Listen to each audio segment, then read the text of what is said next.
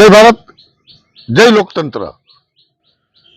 લોકતંત્રની જે વાત કરીએ તો લોકશાહી એટલે માનવતાના મૂલ્યોનું જતન કરવું, કોઈ અંધશ્રદ્ધા, પાખંડવાદ એમાંથી મુક્તિ અપાવવી.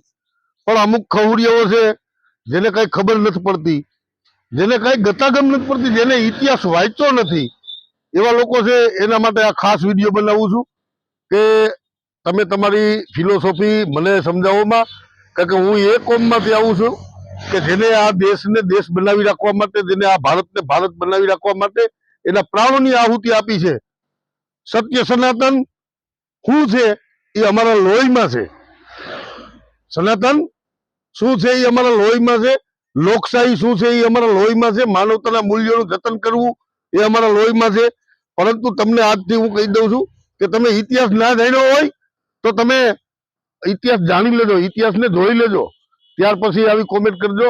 કારણ કે આજ તમને એ કહી દઉં કે જ્યારે આ સૃષ્ટિનું સર્જન થયું, જ્યારે આ પૃથ્વીનું સર્જન થયું, ત્યારે માણસ આદિમાનવ હતો.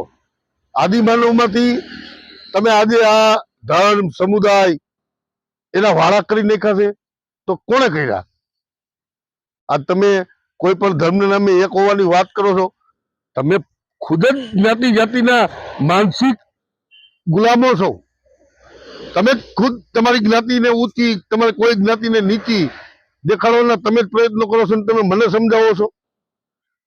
મને એક દાખલો બતાવો, કોઈ સાધુ સંત કોલિયો ફકીર, અને એમ કહું છું કે આ દેશનો નેતા કોઈ ભારતને ભારત બનાવી રાખવા માટેની પહેલ કરી છે? નથી કરી.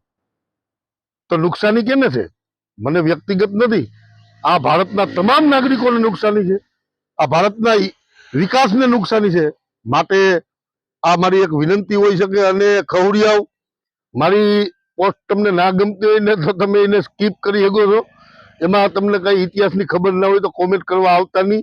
એટલે આ મારો વિડીયો ખાસ એના માટે છે. અને હું વિનંતી કરું છું કે તમામ જે ભારતના બુદ્ધિજીવી લોકો છે એ લોકોને વિનંતી કરું છું કે આપણે જો આગળ આવવું પડશે. ભારતને ભારત બનાવી રાખવા માટેની આપણી જે નૈતિકતા છે એ નૈતિકતા દર્શાવવી પડશે. જય ભારત, જય લોકતંત્ર.